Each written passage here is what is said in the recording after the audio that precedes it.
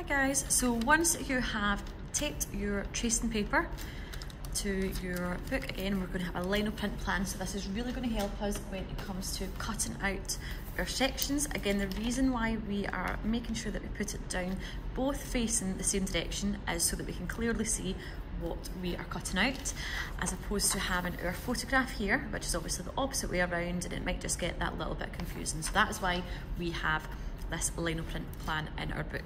So you can see here there's been sections where I have just went over with my pencil really quite neatly, leaning heavy to get that to come through. However, it's so much quicker and easier. Use a graphite stick or pencil, and I've literally just kind of scrubbed and went over all of the areas in which I need to, and it comes through like so. So again, you can see obviously there's sections that are a little lighter than others. I'm just going to carefully take that. This can now go in the bin, or if you wish, you can keep it up the back of your sketchbook. That is entirely up to you. So what we're going to do first of all is we're going to outline again. So there's a lot of outlining this exact same image, but we will get to the colour and the fun part very, very shortly of cutting out and actually working with the lino. So as you can see, just with my B-roll pen, very, very carefully, and it's so important that you don't use this permanent marker because it will come through on the back side of your sketchbook.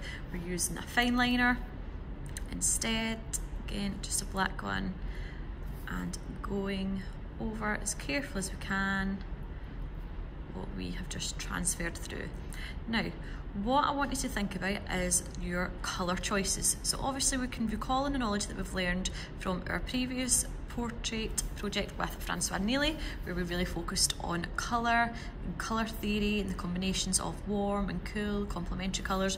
This is where you can really explore that knowledge and again build on that. So think about where and what colours you would like to use. So again, you're going to have 4, so you will have 1, so for example we've got white, we've got a light grey, a mid-tone grey, and then a black. So again, you can really think about your colour placement.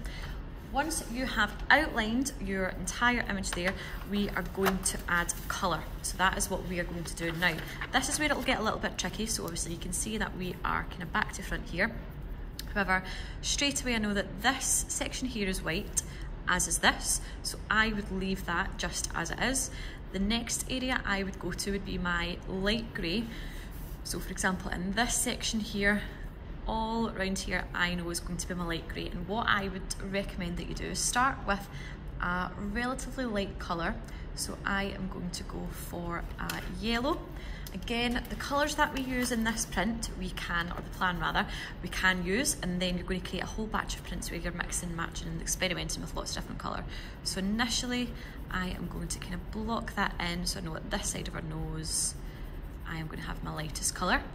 I'm then going to go and do that with every other kind of mid-tone section that I have. So I know here, I know at the opposite side of her cheek, and I can just keep going around and mapping out these sections.